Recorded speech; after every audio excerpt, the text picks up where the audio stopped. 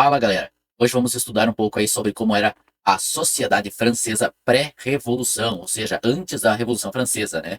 Vamos estudar aí testamentos aí, quais eram as classes sociais e se havia possibilidade aí, né, de uma mudança de classe, ascender de uma classe a outra, entre aspas, né?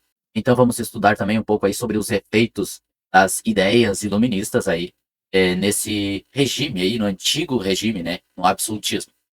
Lembrando que vamos estudar a França pré-revolução, ou seja, antes da revolução. Não vou entrar aqui dentro da revolução. Isso aí é conteúdo, né, para a gente colocar em outro vídeo, outra hora, né? Então, por hora, vamos estudar como era dividida, né, essa sociedade da França antes da revolução, né? Até ali, quando começou a eclodir, né, a Revolução Francesa. Mas não vamos entrar dentro da revolução. Vou estar aqui fazendo uma apresentação de slides aí também. Os mesmos estarão disponíveis aí na descrição do vídeo. E você pode baixar aí, pode fazer o seu download aí, pode usá-los da forma que você quiser. Então, sem mais delongas e enrolações, eu me chamo Leandro Cocan e esse é o canal Vasculhando a História. Então vamos pro vídeo. Então aqui já na nossa apresentação de slides aqui, temos aqui a imagem da Bastilha, né, da queda da Bastilha, né, da tomada da Bastilha. Uma pintura aí é, feita pelo Jean-Pierre Louis Howell, alguma coisa assim. Jean-Pierre. Então, esse fato, né, a queda da Bastilha, né, ou a tomada da Bastilha, ela é considerada ponto marco inicial da Revolução Francesa, né? Porque a Bastilha, ela era um símbolo do poder do rei, né, do poder absoluto do rei. É porque era uma prisão particular do rei, né? Então não era raro, né, quando alguém começava a falar, por exemplo, do rei, né? Alguém chegava no pé do ouvido da pessoa e falava: "Olha, cuidado, não fala tanto, porque não o rei vai te mandar para Bastilha". Se a Bastilha tinha esse simbolismo, né, o poder autoritário do rei, né. Nesse período, né, foi tomada já em 1789, ela já não tinha tanto poder, né, já não tinha a hegemonia que tinha, né, até porque tinham presos ali, presos políticos ali, apenas 7 pessoas, né. Então era um lugar que já estava já, né, era um símbolo do passado já, né. Mas é muito importante, né, foi muito importante essa tomada, né, da Bastilha, nesse período aí, nesse processo da Revolução Francesa, né. Então essa sociedade, ela era organizada em estados, né, e são 3, basicamente 3 estados aí, né. O primeiro estado era o clero, que inclui os bispos, os padres e os monges, né. Esses eram os que cuidavam da fé, né. Então eles tinham o privilégio de não pagar impostos, né, por exemplo, né. Também, certa influência política, né, não que tinham, realmente tinham cargos políticos, mas tinham influência, né, lidavam com o povo, né. E a Igreja Católica nesse período aí já está, né, em ruína, né, mas ainda tinha, dentro do antigo regime, né, do absolutismo da França, ainda tinha uma certa influência. E aí temos o segundo estado, né, a nobreza. Essa nobreza, ela incluía, né, a corte, a nobreza da corte, era aquela que vivia em Versalhes, né, próxima ao rei, e também a nobreza provincial, né, que era uma nobreza que já vivia um pouco mais afastada do rei, né, nas localidades mais afastadas, né, geralmente nos campos, né, davam aí das suas terras, né, tinha várias terras, e tanto o clero quanto a nobreza, eles tinham privilégios, né, então eles não pagavam nenhum imposto, né, e a nobreza, ela tinha o privilégio, por exemplo, de além de não pagar impostos, ela tinha o privilégio de cobrar impostos dos camponeses que viviam nas suas terras, né. Então olha só, eles já não pagavam impostos e ainda tinham o direito, né, de cobrar impostos dos camponeses, se eles quisessem, né. E aí temos então o terceiro estado também. O terceiro estado agora é o povão, o geral, né. Então, esse grupo era o mais numeroso e diverso de todos, né. Englobava desde a alta burguesia, os banqueiros, os comerciantes, os profissionais liberais, né, por exemplo, advogados, juízes ali, né, e até os camponeses, né, os mais pobres, né, os operários, né, os desempregados nas cidades, né. Então esse grupo aí, ele abrangia cerca de 96 a 97% da população total da França, né. Então era a maior parte da população mesmo, né. E esse grupo, ele pagava impostos, né, pagar impostos para a coroa e também, como eu disse, né, aqueles camponeses que moravam, né, nas terras aí de nobres, se o seu senhor, né, o dono das terras em que ele morava, quisesse cobrar impostos dele, impostos aí dele, ele teria que pagar esses impostos também. Né? Então tem tudo isso. Esses eram os que bancavam, né, todo, todo o país, né, toda a França, né.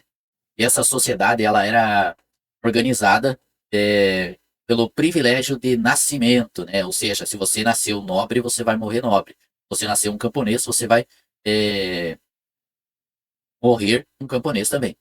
Então não tinha muita mobilidade social. A mobilidade social era praticamente nula dentro é, dessa sociedade. Mas privilégios de nascimento, mas, como assim? Então o clero, como os padres, né, os monges ali, tinham ali seu celibato, né? Como eles prolongariam, então, né, a sua classe, pois se eles não têm filhos, né? Essa é uma questão bem importante, interessante, né, que muitas vezes passa batido. É, o clero, os principais cargos ali, os mais altos cargos, eram reservados para nobreza, né? Para membros da nobreza, né? Da alta nobreza, da nobreza ali mais rica, né? Os bispos, né? Por exemplo, ali, esses cardeais, né? Os que eram os mais altos cargos do clero, né? Reservados para nobreza, né?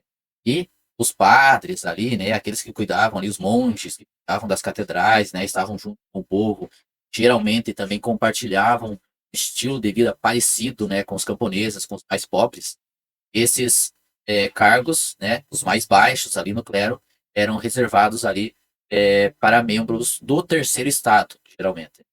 Então, o primeiro estado ele era composto por membros tanto da nobreza quanto do terceiro estado, né? Então, os cargos mais altos do clero eram reservados para a nobreza, os cargos mais baixos do clero eram reservados ali para membros do terceiro estado. E por que eu coloquei aqui a mobilidade social era quase nula? Ou seja, então esse quase nula aqui, esse quase indica havia certa mobilidade social, né? Sim, havia. É, por exemplo, integrante aí do terceiro estado, ele poderia ascender à nobreza, comprando cargos públicos e que concediam a ele títulos de nobreza. E ele faria aí parte da tal nobreza de toga, né? Só que a compra desses cargos públicos aí que concediam, né, esses títulos de nobreza eram muito caros, né? Então estavam acessíveis apenas à alta burguesia, né? Aí a pertencente aí ao terceiro estado. Então era, digamos assim, dentro, né, do terceiro estado era a minoria, né? De longe era a minoria, né? Então, não estava acessível a todo o terceiro estado aí como um todo, né? Então era também aí uma forma de ascender, né, a outra classe, né, por exemplo, aí a nobreza, mas ainda assim bem restrita. Né? Outra vez. Oi, se você tá gostando do vídeo, deixa o like, se inscreva no canal e ative o sininho das notificações. Temos aí também o papel da fome, as crises econômicas e as ideias iluministas aí, né, que acabaram eclodindo aí, né, com a Revolução Francesa. Uma crise econômica aí por causa dos gastos da coroa em guerras e luxos aí, festas pomposas aí no palácio aí de Versalhes, né, gastos que não eram necessários, né, enquanto a população pagava muitos impostos e passava fome. Também temos aí é, a questão das colheitas ruins, né, que acabaram gerando uma fome generalizada aí no final do século XVIII aí na França, né, principalmente aí na década de 80, várias colheitas ruins aí, né, ocasionadas por invernos rigorosos e verões muito chuvosos aí, acabaram diminuindo aí, né, as colheitas. O principal alimento, né, de uma família mais pobre, do povo geral, do povo comum aí da França nesse período, a base era o trigo, né, o pão. Então, em ocasiões normais, uma família de camponeses ali, né, de trabalhadores ali, o povo mais pobre da França nesse período, gastava aí cerca de 50% das suas receitas para poder comprar o pão, né, comprar o trigo, né, a base da alimentação. E nesse momento das crises aí, da crise econômica, das colheitas ruins também, chegou a uma porcentagem de 80%, ou seja, imagine o que é 80% você gastar do seu salário mensal, gastar 80% para apenas comprar o básico do básico da sua alimentação, né? Então é muito, né? Então a nobreza, né, a corte real ali, né, continuaram com seus luxos, né? O clero, né, o alto clero ali continuaram com seus luxos ali, com seus privilégios, enquanto o povo, né, comum passava fome e era obrigado aí a passar a pagar vários impostos, né? E nesse período, né, juntando essa crise econômica ocasionada pelas guerras e pelos luxos aí da coroa, junto com as colheitas ruins, né, que a fome sempre foi um dos maiores termômetros, né, quando falamos em revoluções. Temos também aí as ideias iluministas aí, né, os ideais iluministas nesse período estavam aí no seu ápice, né?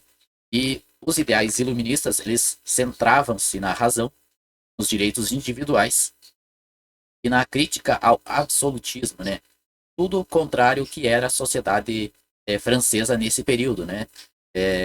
Porque a sociedade francesa, né, tinha nesse período os direitos de nascimento, né? Então, você, pelo seu nascimento, aonde você nasceu, se você nasceu um nobre, né, você tem direito a ser um nobre, né?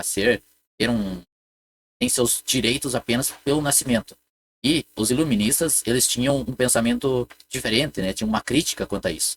Eles acreditavam que os direitos, né, deveriam ser individuais, né, por mérito. Então todo homem, né, nasce igual, todo homem nasce igual com os mesmos direitos. E aí os cargos, né, a sua posição que ele vai exercer aí no resto da sua vida é ocasionado aí pelos seus méritos, né?